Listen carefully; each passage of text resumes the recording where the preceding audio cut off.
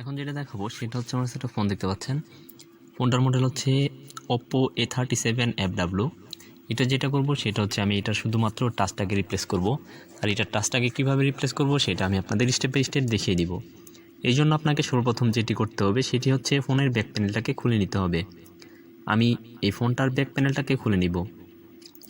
এর আগে যেটা করতে হবে সেটা হচ্ছে আপনার এই ফোনের যে মেমোরি ব্যাসটা থাকে, অর্থাৎ মেমোরি লাইনটা যেটা থাকে আর সিম ব্যাসটা যেটা থাকে সেটাকে আলাদা করে নেবেন। আমি এই দুইটাকে আলাদা করে নিচ্ছি, মেমোরি ব্যাস এবং সিম ব্যাসটাকে আলাদা করে নিচ্ছি, এই দুইটাকে আলাদা করে নিচ্ছি। তারপর যেটা করব সেটা হচ্ছে এখন আমার ফোনের ব্যাক প্যানেল যেটা ছিল সেটাকে খুলে নিব। আমি এখন আমার ফোনের ব্যাক প্যানেলটাকে খুলে নিচ্ছি।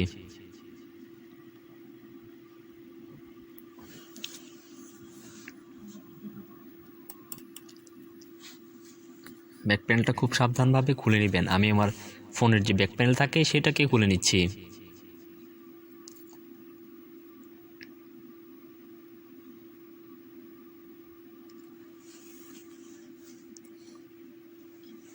ব্যাক প্যানেলটাকে সেফটিভাবে খোলা শেষ হয়ে গেছে। এখন যে ফোনের স্ক্রুগুলো ছিল সেটাকে আমি স্টেপ বাই স্টেপ খুলে নিব।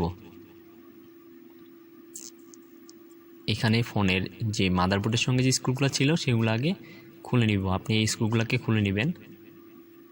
এখানে দেখতে পাচ্ছেন ফোনে অনেকগুলো স্ক্রু লাগানো রয়েছে, সো আমি এই স্ক্রুগুলোকে খুলে নিচ্ছি স্টেপ বাই স্টেপ। আপনি এই স্ক্রুগুলোকে খুলে নেবেন।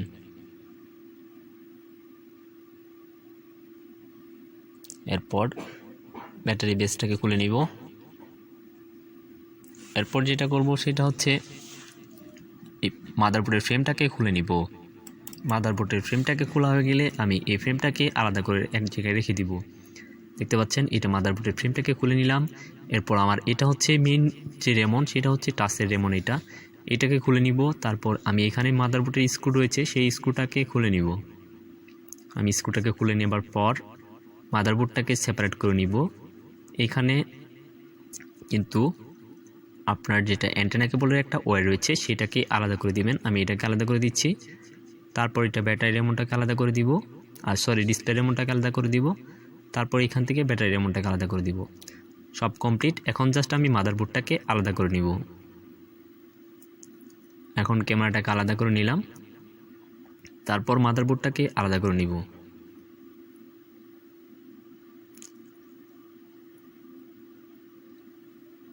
এইখানে ডিসপ্লে রেমন, হ্যাঁ এটা ডিসপ্লে রেমন আর ওইটা লজিক্যাল বোর্ডের রেমন ছিল।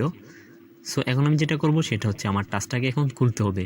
সো আমি এই সোল্ডারিং দিয়ে আয়রন সোল্ডারিং দিয়ে চারপাশে সোল্ডারিং করে নিব। আর সোল্ডারিং করার সময় অবশ্যই আপনি মাথায় রাখবেন যে কোথাও যেন বেশি সোল্ডারিং না হয়ে যায়, অর্থাৎ হিটটা যাতে না পড়ে বেশি। তাহলে যদি কোথাও বেশি হিট পড়ে তাহলে সেটা কিন্তু একদম ওইখানে ব্লার হয়ে যাবে, অর্থাৎ ওইখানে একদম সাদা হয়ে যাবে, ডিসপ্লে আর কাজ করবে না, দেখা যাবে না। সো আপনি সোল্ডারিং করার সময় অবশ্যই মাথায় রাখবেন যাতে কোথাও বেশি হিট না পড়ে। যদি কোথাও বেশি হিট পড়ে তাহলে সেই জায়গাটিও কিন্তু ড্যামেজ হয়ে যাবে, আপনি চাইলেও সেটা সারতে পারবেন না। এই বিষয়টা আপনাকে অবশ্যই মাথায় রাখতে হবে। এটা সোল্ডারিং করতে করতে যখন দেখবেন একদম হিট হয়ে গেছে তখন আপনি এটা কাটিং পেপার দিয়ে টাচটাকে কেটে নেবেন।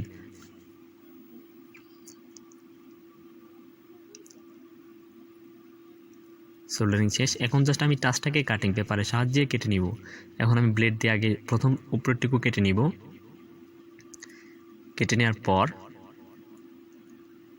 যেটা করব সেটা হচ্ছে আমি এখন আমার এই যন্ত্রটাকে সাহায্য নিতে পারি।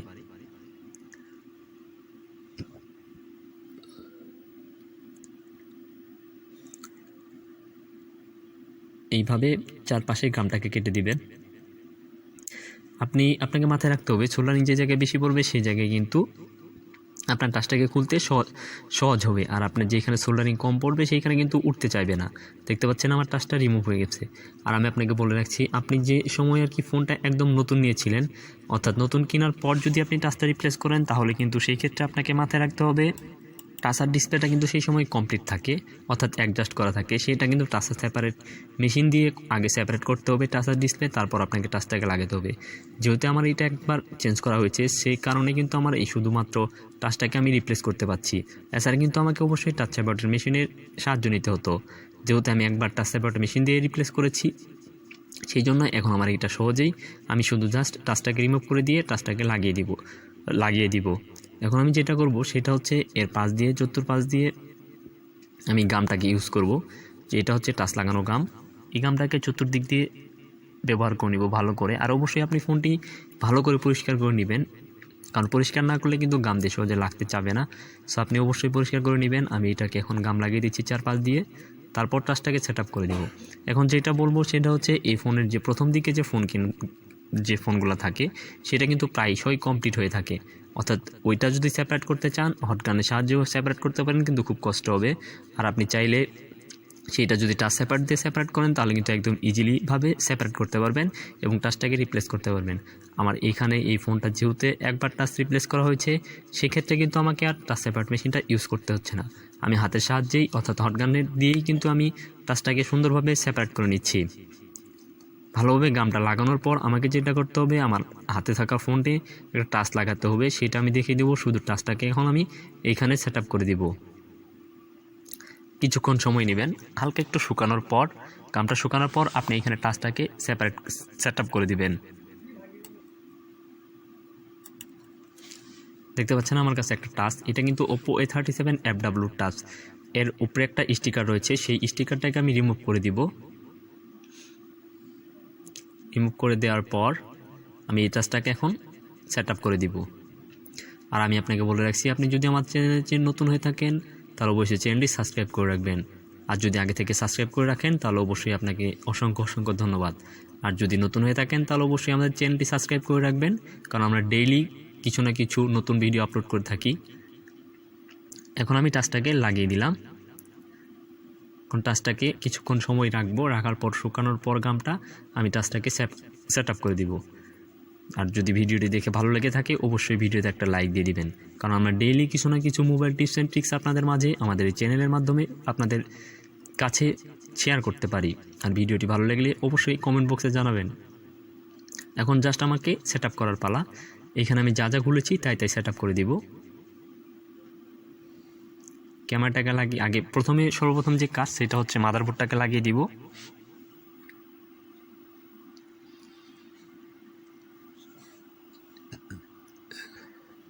মাদারবোর্ড লাগানো হয়ে গেলে আমি এখানে ব্যাটারি রেমনটাকে লাগিয়ে দিব, তারপর লজিক্যাল বোর্ডের যে রেমনটা সেটাকে লাগিয়ে দিব, আর ডিসপ্লেটা তো লাগিয়ে ফেলেছি। এরপর যেটা দেখতে পারবেন এটা হচ্ছে টাচের রেমন, এটাই কিন্তু মেন।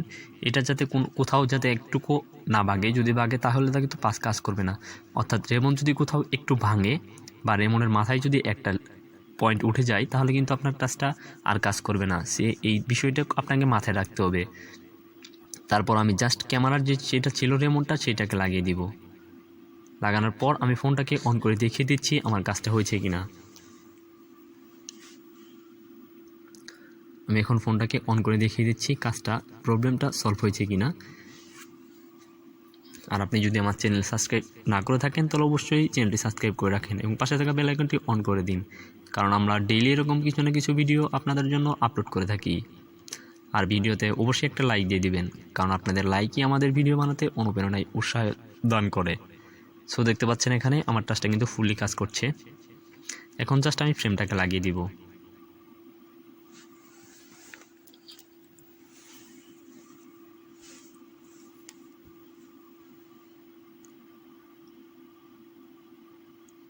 Battery frame